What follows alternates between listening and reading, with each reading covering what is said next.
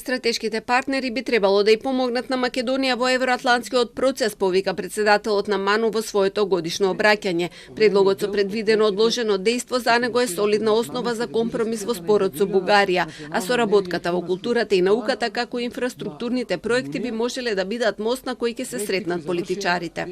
Работите на глобално ниво се минуваат од ден на ден, од час во час. Македонија е мала, сиромашна, поделена по сите основи и мора да реагира на време. Но истовремено да чува и малку неутралност, бидејќи од неја секако дека не зависат работите во светот. Сметам дека нашите стратегиски партнери, кои се силни, треба да ја помогнат на Македонија поскоро да го заврши евроатлантскиот процес, затоа што секакво понатамошно жртвување и одолжување е премногу и губи секаква смисла.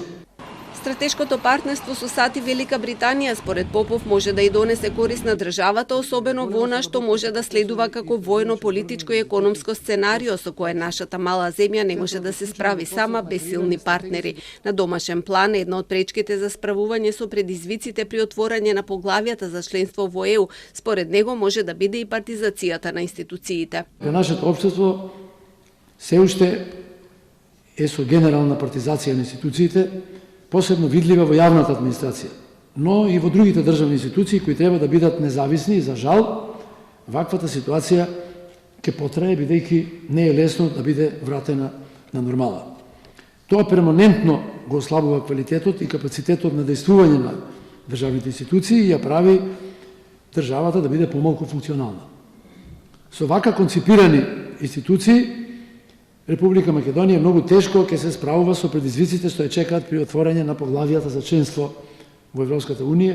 Партизацијата според Попов доведе и до нефункционален правен и здравствен систем. Реформите во правниот систем ги оцени како квалитетни, но со слаба имплементација. Ја поздрави здравствената реформа, особено дигитализацијата, но побара таа да биде компатибилна со приватните здравствени установи каде се лечат осигуреници на ФЗО.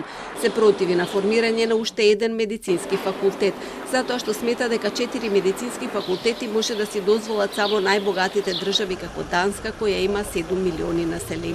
Двомилионско население, вели, може да произведе квалитетни професори и доволен број на пациенти за едукација на студенти за разни заболувања едва и за еден факултет. Меѓу сериозните предизвици на државата ги наведи демографските проблеми, иселувањето, намалувањето на наталитетот, старењето на населението и масовното доселување во главниот град. Сето ова, вели, бара сериозна анализа и проекти.